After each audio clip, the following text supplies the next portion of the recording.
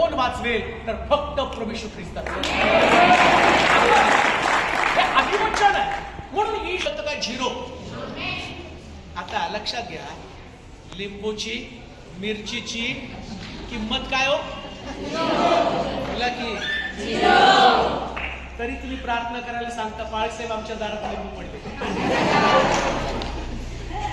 तरी तुम्ही प्रार्थना करायला सांगता नाही कोणीतरी आमच्या घरावर करणी केली.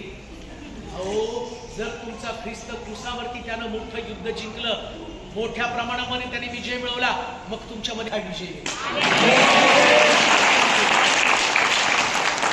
म्हणून आता मरणाची भीती बाळगू नका. सैतान आला. आता लक्षात, ज्याचं तुम्ही मनन करतात, 40 दिवस तुम्ही उपास करतात, करायचा तर कारण मरा, मी काही तुम्हाला म्हणत नाही, पण या उपवासाचा परिणाम तुमच्या आत्मिक जीवनावर काही सुद्धा होणार. ज्या घरातली हलाखीची परिस्थिती प्रभूला पाहिजे, ज्या परिस्थितीशी तू लढत आहे, तुला कोणी बदलत नाही. तुझं घर सगळ्यांनी वर्ष केलेलं होतं, तुझं कुटुंब त्या कुटुंबाला लोकांनी टाकून दिलेलं होतं, पण आता देव त्या घराची पुनर्स्थापना करत आहे. उसावरचा देव म्हणतो, मी बंधनं तोडण्यासाठी आलेलो. जे लोक तुला नाकारतील तेच लोक तुला स्वीकारतील. त्याच लोकांसमोर मी तुला उभं करेल.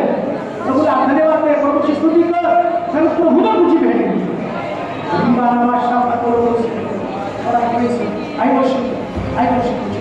आपले हात उंच करा, आपले हात उंच करा, देवाला हात मारा, आपले शब्द मोठे करा, प्रभूकडे मागा, प्रभूकडे मागा. प्रत्येक व्यक्ती देवाकडे आवाज दे. Lord, I praise you. Lord, I praise you. कोण बोलणार आहे देवाशी? हे तरुणा, देवाला तुझी स्थिती पाहिली.